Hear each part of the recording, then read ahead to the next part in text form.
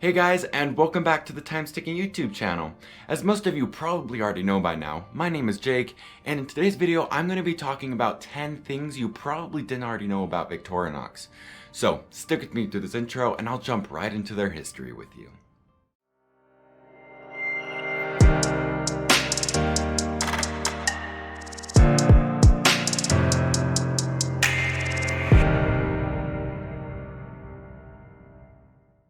When you think of Swiss Army, you usually think of the ubiquitous Swiss Army knife.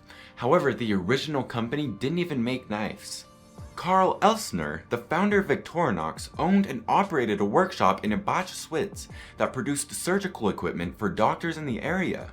Number 2. The first army knife was not Swiss. Due to the lack of resources and suppliers in Switzerland, the first army knife was supplied from the German company Wenger & Co. The knives weren't made in Switzerland until 1891 when Karl Elsener took over the contract between the Swiss Army and Wenger & Co. to produce model 1890 knives. Number 3. To honor his mother, Victoria, who passed in 1909, Elsener named his company after her. When stainless steel was invented in 1921, Elsener took the French translation inox and combined it with his mother's name, hence Victorinox. Number 4. Victorinox was actually sued by the Swiss Confederacy. Victorinox tried to trademark the name Swiss military in the United States and was sued by the Swiss Confederacy for taking their name.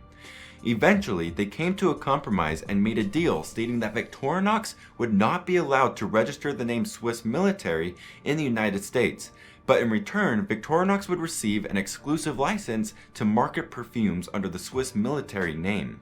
The fifth fact about Victorinox is about their Swiss Army trademark. Forstner Group, an American company, had started buying Victorinox knives to sell in the late 1930s and became one of the biggest clients for Victorinox. In 1972, the two companies signed an agreement giving Forstner exclusive rights to market Victorinox knives in the United States. The Swiss Defense Ministry gave them permission to use the Swiss Army name to sell other Swiss-made products in the States and allowed them to trademark the Swiss Army name. Forstner Group rebranded to Swiss Army Brands Inc., aka SABI, in 1995. Number 6. Swiss Army knives made it to space.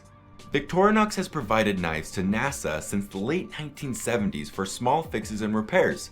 The Victorinox Master Craftsman knife was so popular for being used by NASA, people started calling it the astronaut. In 1995, astronaut Chris Hadfield arrived at the Mir space station but couldn't get the hatch open.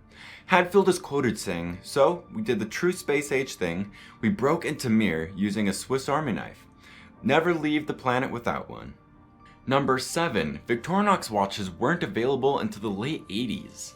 In 1989, Forstner Group wanted to sell other Swiss products under their new Swiss Army name. They decided on sunglasses, compasses, and watches. However, neither Forstner nor Victorinox knew how to make a watch. They outsourced to the Swiss company Xantia SA. Xantia SA was a private label watchmaker, meaning their watches were sold under different brands. Xantia was purchased in 2000 by SABI. Number 8.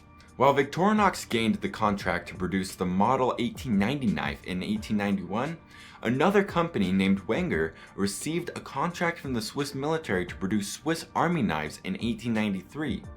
While Victorinox and Wenger both produced knives for the Swiss military, they mutually agreed that Victorinox would be known as the original Swiss Army, and Wenger as the genuine Swiss Army. Victorinox eventually acquired Wenger in 2005, however. Number 9. Victorinox owned some shares in SABI but were not the majority shareholder. Victorinox didn't want to branch out to different products because they did not want to weaken their brand of knives. To their surprise, however, SABI was successful and played a big part in the sales of Victorinox knives. In 2002, Victorinox became the sole shareholder of Swiss Army Brands Inc. Number 10. Victorinox is still family owned. Victorinox has always been helmed by an Elsener. Karl Elsener founded and ran the company until 1918 when his son, Karl Elsener with a C, took over from 1919 to 1950. His son, Karl Elsener Sr., ran the company from 1951 through 2007. Today, Victorinox is run by Karl Elsener Jr. He is quoted saying, obviously, he would like to see another family member leading the business. Hopefully, we will get to see the 5th generation of Elseners at the helm in the years ahead. So, what new facts about Victorinox did you learn today? Let me know down in the comments below. I hope you enjoyed the video, and I'll see you guys next time. I hope you enjoyed the video today. If you did, make sure to give it a like, and if you'd like to see more content from us, you can subscribe right here. And as always, if you need any help repairing your watch, the link to our website is right here. Thanks again for watching, and I'll see you next time.